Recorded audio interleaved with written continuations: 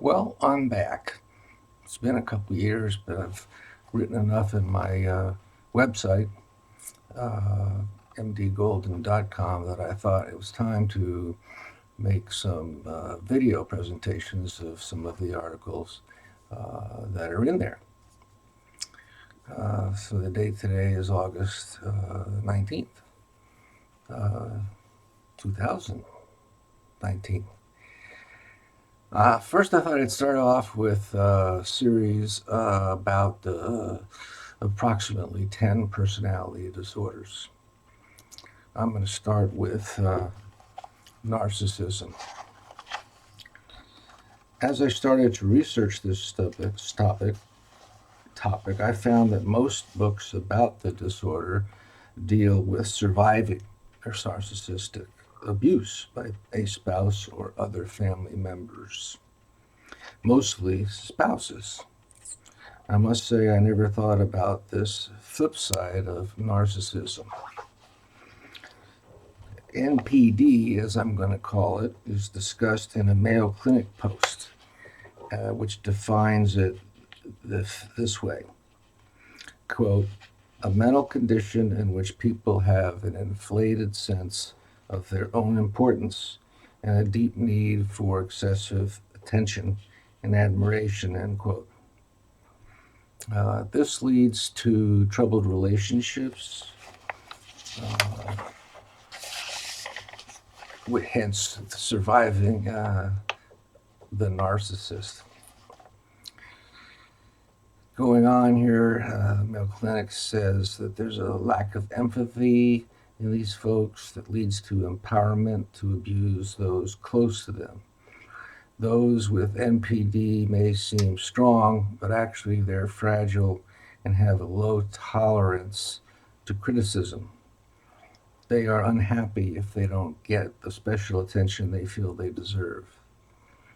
As per the Mayo Clinic piece, the list of symptoms and their severity are below. Well, they're not below, I'm going to say them right here. It is stated that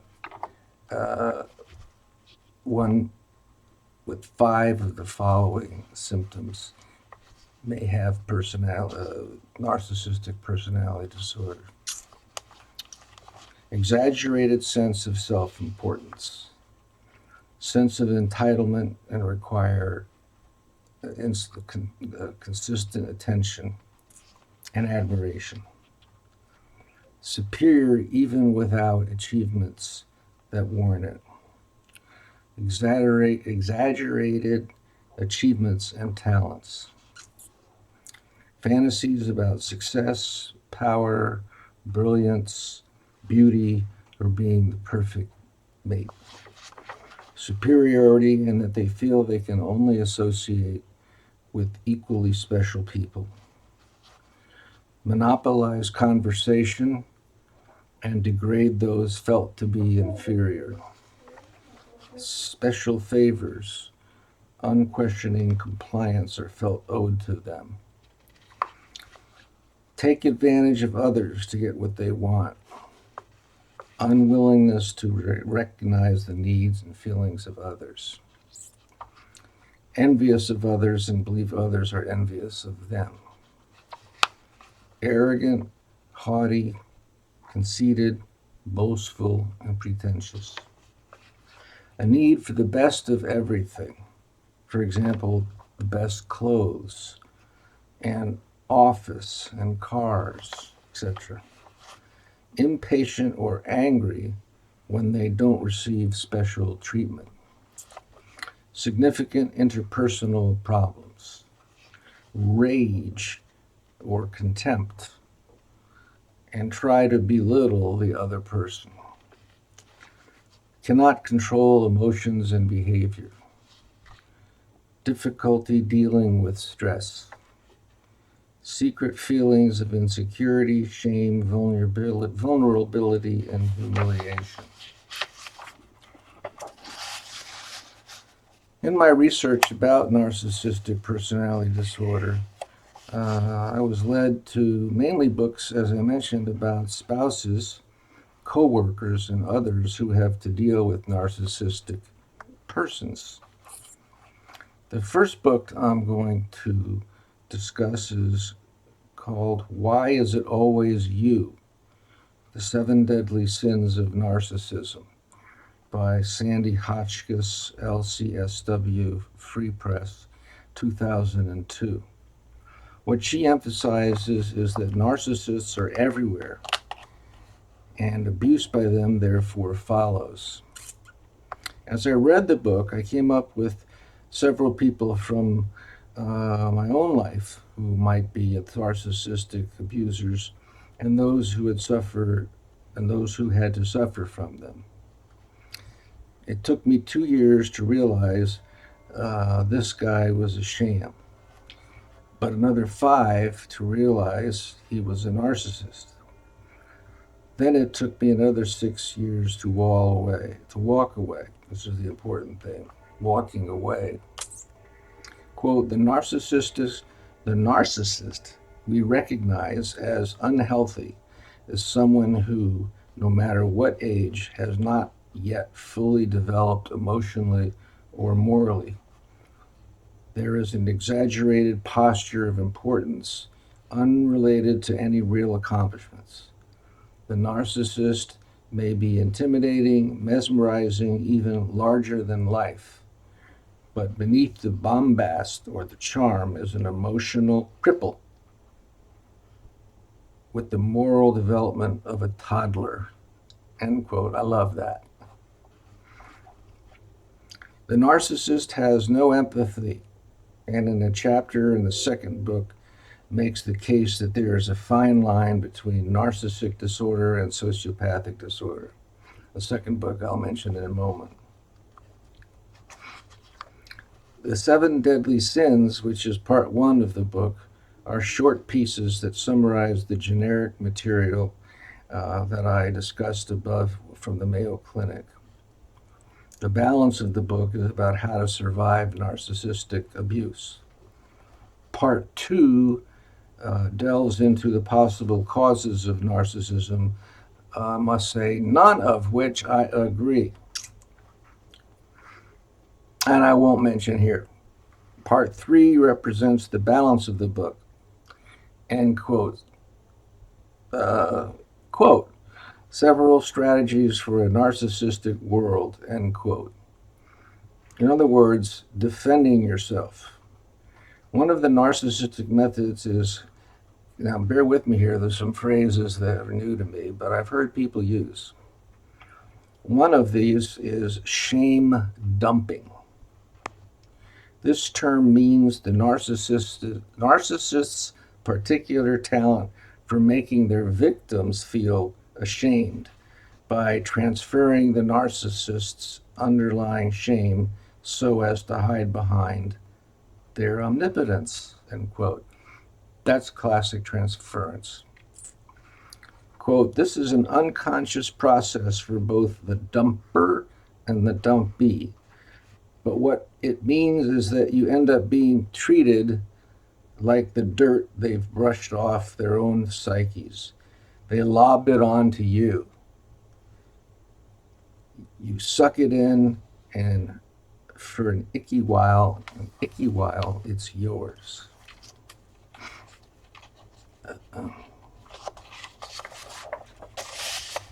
Quote, so why do so many narcissists float like cream to the top of the social order?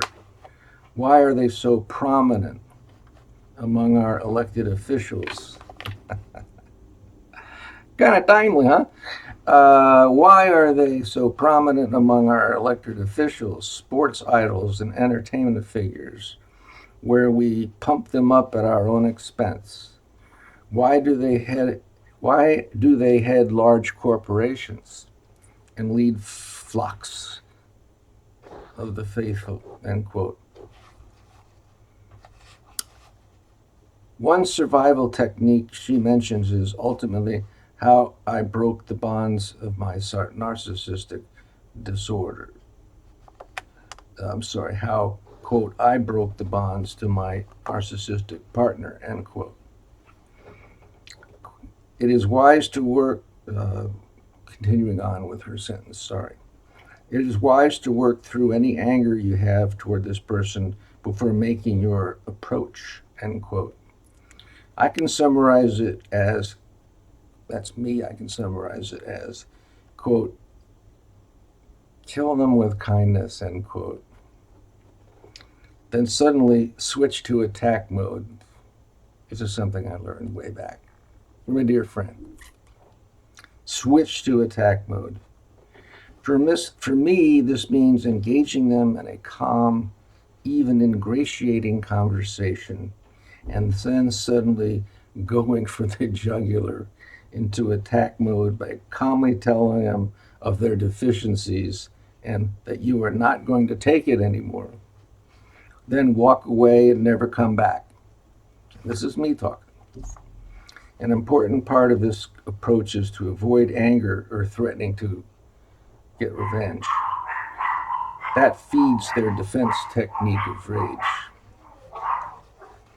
Hotchkiss tells almost the obvious, quote, many of today's work environments have become stressful places where narcissist leadership has toxic consequences for all employees, end quote.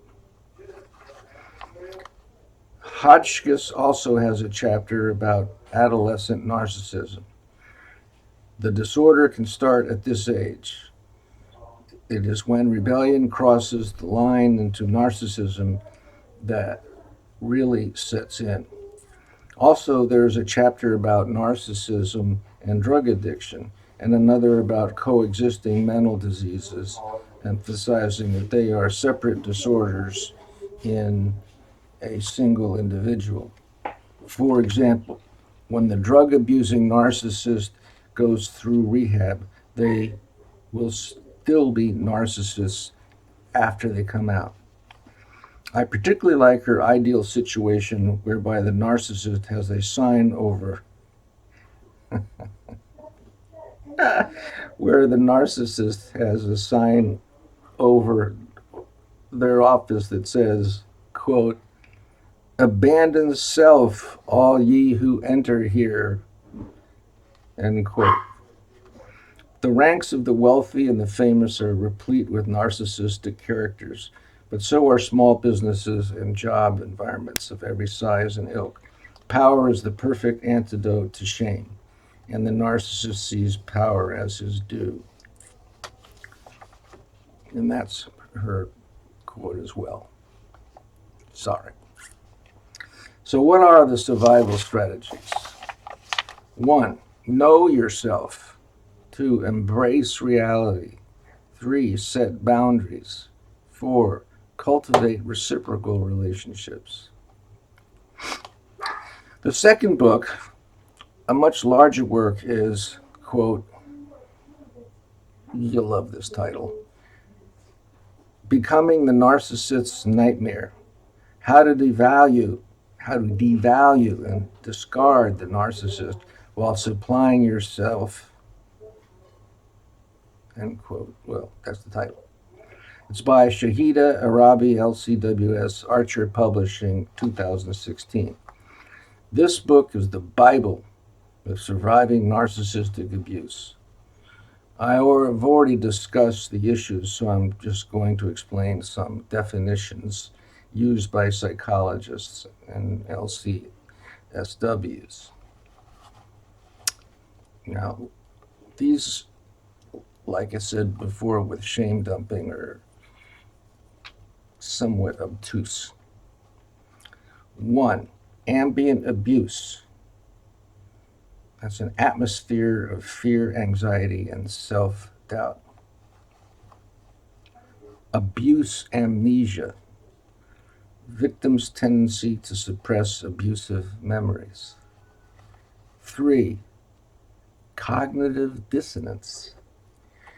Victim holding two opposite beliefs at the same time.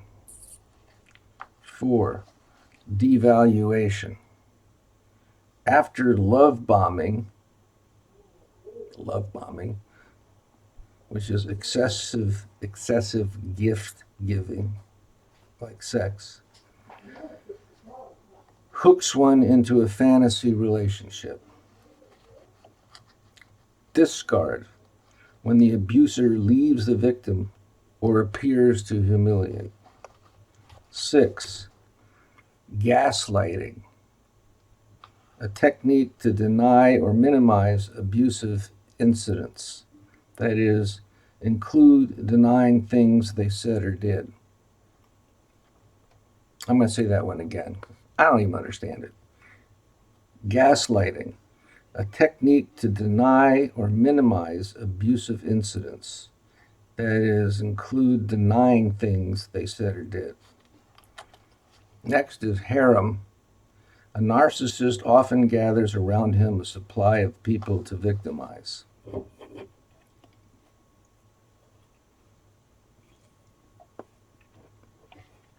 8. Hoovering, as in President Hoover, but nothing to do with him. Hoovering, like the vacuum cleaners, it's actually like the Hoover vacuum cleaner. Like the vacuum cleaners, the predator sucks you back in after you have already left him first.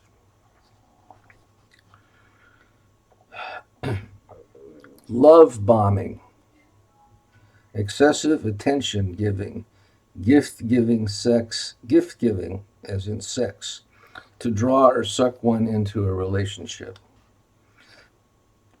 This is pretty straightforward.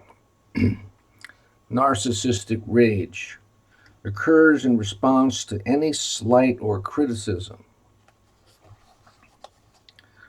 Again, I'm laughing because of the current tense.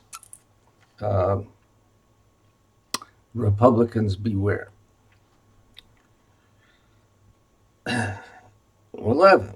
Flying monkeys. Flying monkeys. Allies that the abuser recruits to spread misinformation about the victim.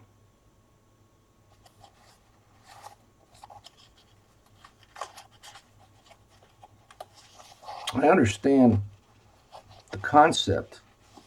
It's dangerous. Allies that the abuser recruits to spread misinformation about the victim. But flying monkeys? I suppose those tree monkeys that go from tree to tree on top of the rainforest. And maybe they're talking to others or passing things off like a relay race. I don't know. Smear campaign, a component to help the flying monkeys.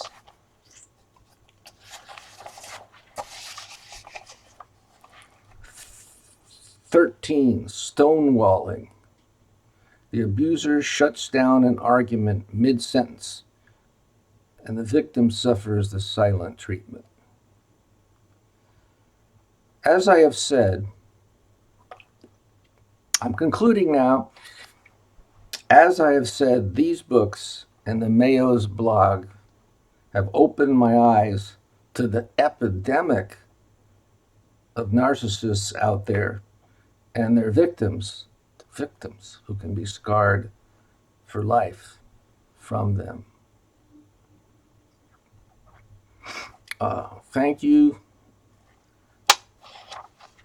And until next time, I am respectfully yours, Paul Golden, MD. My website is mdgolden.com. My 3 books, almost 4, centered mostly on bipolar disease, are on Amazon. And let me, for those who don't know you, say that I am a retired physician. I practiced nephrology, which is the care of medical issues of kidney patients, among which is dialysis and prevention thereof. I practiced nephrology and some internal medicine to lighten things up for 39 years, 6 at the university level, to train for this, and 34 years of practice here in Modesto, California. As did I mention this? I have bipolar 2.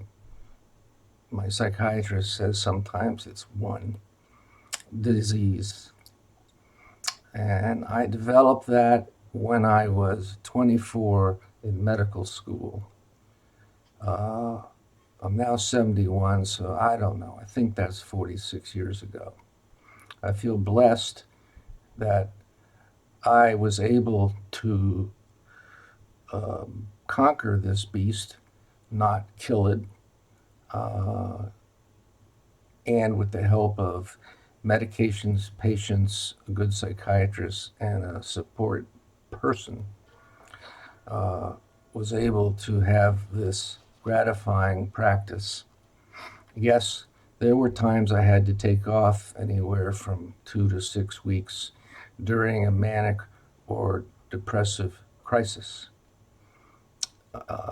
So that is a, oh, and I've been retired for 6 years, during which time I have decided to become an advocate of mental illness and all things related to that. And I've definitely come out of the closet in a big way. But I do hope I am helping many folks. So, again, until next time, this is me. Bye.